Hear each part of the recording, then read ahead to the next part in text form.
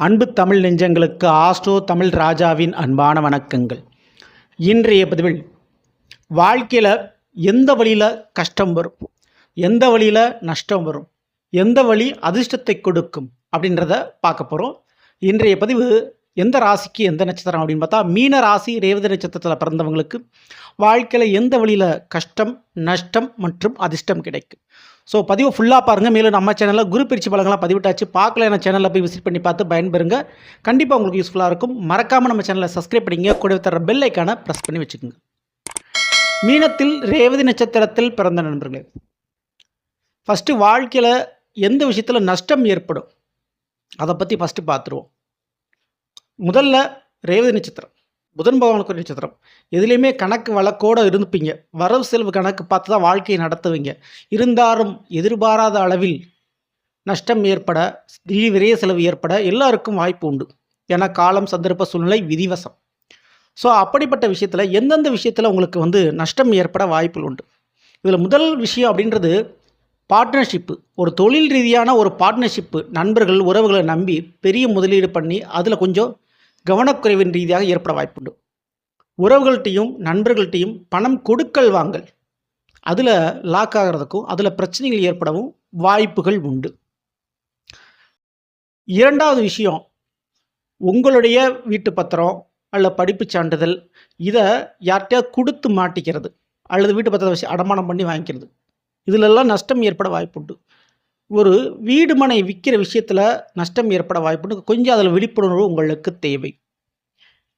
மேலும் தாய் மற்றும் தாய் வழி உறவுகள் வழியில் சில கஷ்டங்களும் நஷ்டங்களும் ஏற்பட வாய்ப்புண்டு. மனக்கருத்து வேறுபாடு இந்த ரேவதி நட்சத்திரத்தில் பிறந்தவங்களுக்கு தாய் வழி உறவுகளோடு ஏற்படுறதுக்கு அதிகம் வாய்ப்பு இருக்குது. சில நேரத்தில் தந்தையினுடைய கடன் நீங்கள் தூக்கி சுமக்குவதற்கு வாய்ப்பு உண்டு. அல்லது தந்தை செய்ய வேண்டிய கடமை, அதாவது கூட பிறந்தவங்களுக்கு தந்தை செய்ய வேண்டிய கடமையை நீங்கள் செய்வீர்கள். அதன் விதத்தில் நஷ்டமும் கஷ்டமும் இரண்டுமே ஏற்பட வாய்ப்புகள் உங்களுக்கு உண்டு. ஸோ இதில் குறிப்பாக வீட்டில் உள்ள முக்கியமான பெரியவர்களுக்கு மருத்துவ செலவு ஏற்பட்டு இறுதி காலகட்டத்தை நீங்கள் பார்ப்பீர்கள். ஸோ அப்படி பார்த்தும் அதற்குண்டான ஒரு நன்மதிப்பு நீங்கள் பெற முடியாது. அதுக்கு வாய்ப்பு நிறைய இருக்குது. அந்த விதத்திலையும் மன ரீதியான கஷ்டங்களை நீங்கள் அனுபவிப்பீர்கள். ஸோ இப்படி கஷ்ட நஷ்டம் ஏற்பட்டாலும், நஷ்டம் அதிகமாக ஏற்படுறதில் நண்பர்கள்ட்டையும் உறவுகள்ட்டையும் பணம் கொடுக்கல் வாங்கல், தொழில் ரீதியான பார்ட்னர்ஷிப்பு, வேலை பார்க்கக்கூடிய இடத்துல பழகக்கூடிய நண்பர்கள், இவர்கள் மூலமாக சில விஷயத்தில் நஷ்டம் ஏற்பட வாய்ப்புண்டு. கொஞ்சம் கவனத்தோடு இருக்கணும். வண்டி வாகனம் மற்றும் வீடு சம்பந்தமான விற்பனை அல்லது அதை லோனுக்கு வைக்கிறது போன்ற சில நஷ்டம் ஏற்பட வாய்ப்புண்டு. கொஞ்சம் கவனத்தோடு இருக்கணும். அரசு வேலை பெறுவதற்காகவும் சொந்த தொழில் தொடங்குவதற்காகவும் கடன் பெற்று சில காரியத்தை செஞ்சீங்கன்னா அதில் ரொம்ப கூடுதல் கவனம் தேவை. அதில் பிரச்சனைகளும் நஷ்டங்களும் ஏற்பட வாய்ப்புண்டு. சரிங்களா? ஸோ இந்த வழியில் எல்லாமே ரேவதி நட்சத்திரம் பிறந்தவங்களுக்கு கொஞ்சம் கவனத்தோடு இருக்கணும். இப்போ எந்த வழியில் அதிர்ஷ்டத்தை கொடுக்கும், எந்த வழியில் லாபத்தை கொடுக்கும் அப்படின்றத பற்றி பார்க்க போகிறோம். எந்த வழி உங்களுக்கு லாபத்தை கொடுக்கும் என்றால், கண்டிப்பாக ரேவதி நட்சத்திரத்தில் பிறந்தவங்களுக்கு வாழ்க்கை துணை அமைகின்ற விஷயத்தில் வரவு நிச்சயம் உண்டு. வாழ்க்கை துணை வழியில் சொத்துக்கள் கிடைப்பதற்கும் வாழ்க்கை துணை வழியில் வரவுகள் கிடைப்பதற்கு வாய்ப்பு உண்டு.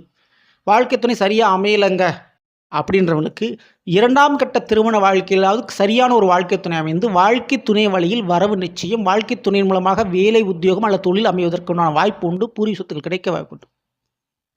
அந்த விதத்தில் உங்களுக்கு அதிர்ஷ்டம் பெறுவீர்கள் நிச்சயமான முறையில். முதல் முறை அதாவது வாழ்க்கை துணை தவறான ஒரு வாழ்க்கை துணை தேர்ந்தெடுத்து நீங்கள் கஷ்டப்படலாம். ஆனால் கண்டிப்பாக நல்ல விதமான முறையில் வாழ்க்கை துணையின் மூலமாக வரவுகள் கிடைப்பது நிச்சயம். வெளிநாடு சம்பந்தமான தொடர்பு வாய்ப்புகள் அது அதிர்ஷ்டமாக உங்களுக்கு அமையும். படித்த படிப்பு, கல்விக்கேற்ற ஒரு வேலை, உத்தியோகம் அமைவது கண்டிப்பாக உங்களுக்கு யோகத்தை கொடுக்கும். ஏதாவது ஒரு கலையை கற்றுக்கொள்வது உங்களுக்கு எப்போதாவது அதிர்ஷ்டத்தை ஏற்படுத்தி கொடுக்கும். பூர்வீக சொத்துக்களால் லாபங்கள் உண்டு. சொந்த மனை வீட்டில் நீங்கள் அமர்றதா உங்களுக்கு பேரதிர்ஷ்டம். அதனால் கஷ்டப்பட்டு ஒரு சொந்த வீட்டில் போய் அமர்ந்தீங்கன்னா அந்த ராசியின் அடிப்படையில், உங்களுடைய நட்சத்திரத்தின் அடிப்படையில் உங்களுக்கு அதுக்கப்புறம் வருமானம் இரட்டிப்பாகும். சரிங்களா? மேலும் வாக்கு, பேச்சு, உங்களுடைய பேச்சை மையப்படுத்தி, வாக்கை மையப்படுத்தி செய்யக்கூடிய எந்த ஒரு வேலை தொழிலாக இருந்தாலும் அதில் உங்களுக்கு அதிர்ஷ்டம்தான். அந்த விதத்தில் உங்களுக்கு லாபத்தை கொடுக்கும். ரேவதி நட்சத்திரம் பிறந்தவர்களுக்கு பெண்களால் சில அதிர்ஷ்டங்கள் உண்டு. சரிங்களா? அதுவும் காதல் துணை, வாழ்க்கை துணையின் மூலமாக சில அதிர்ஷ்டங்கள் உண்டு. அதை பயன்படுத்திக்கங்க. மேலும் இடம், நிலம், இந்த நிலத்தால் உங்களுக்கு லாபம் உண்டு. ஓகேங்களா? நில விற்பனை விஷயத்தில் லாபங்கள் உண்டு. ஆனால் நான் முதல்ல சொன்ன மாதிரி நிலத்தை அடமானம் வைக்கிறது, வாங்குற விஷயத்தில், விற்கிற விஷயத்தில் கொஞ்சம் கவனம் தேவை. ஆனால் சரியான கவனத்தோடு இருந்து விட்டால் பேரதிர்ஷ்டம் நிச்சயம் உண்டு. இதுக்கு அடுத்தபடியாக கார், டூ வீலர், வண்டி வாகனம் சம்பந்தமான ஒரு வேலை தொழிலோ அல்லது வாங்கு விற்பதிலையோ அதுலேயும் உங்களுக்கு லாபங்கள் கிடைக்கும். ஸோ இந்த வழியில் எல்லாமே அதிர்ஷ்டத்தை நீங்கள் நிச்சயம் பெறுவீர்கள். ஸோ ரேவதி நட்சத்திரத்தில் பிறந்த நண்பர்களே, இது தாராளமாக செய்து கொள்ளலாம். இது எல்லாமத்தையும் தாண்டி ரேவதி நட்சத்திரத்தில் பிறந்த உங்களுக்கு ராசிநாதன் குரு பகவான், நட்சத்திராதிபதி புதன் பகவான். அப்போ குருவும் புதனும் இந்த இரு சேர ஒரு கிரகத்தை கண்டிப்பாக நம்மளை வழிபாடு செய்யணும். அதாவது ஒரே நாளில் இந்த 2 கிரகத்தையும் வழிபாடு செஞ்சுக்கிறது ரொம்ப ரொம்ப உங்களுக்கு எப்பவுமே நல்லது. அதுவும் குறிப்பாக படிக்க முடியாத ஏழை எளிய மாணவர்களுக்கு கல்வி தானம் செய்வது மிகச்சிறப்பை பெற்றுத்தரும். அதே போல் குரு பகவானுக்கு வஸ்திரம் அணிவிப்பது, மஞ்சள் வஸ்திரம் அணிவித்து நீங்கள் வழிபாடு செய்து வர உங்கள் வாழ்க்கையில் இருக்கக்கூடிய கஷ்டங்களும் நஷ்டங்களும் தோஷங்களும் நிவர்த்தியாகும்.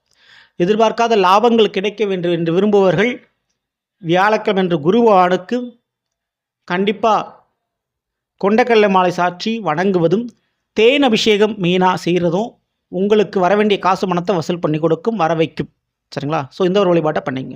இந்த மாதிரி பிடிச்சிருந்தா லைக் பண்ணுங்கள், மற்றும் ஷேர் பண்ணுங்கள். மறக்காமல் நம்ம சேனலை சப்ஸ்கிரைப் பண்ணி வச்சுக்கோங்க. அடுத்தது நிற்போம். நன்றி, வணக்கம். அன்பு தமிழ் நெஞ்சங்களுக்கு ஆஸ்ட்ரோ தமிழ் ராஜாவின் அன்பான வணக்கங்கள்.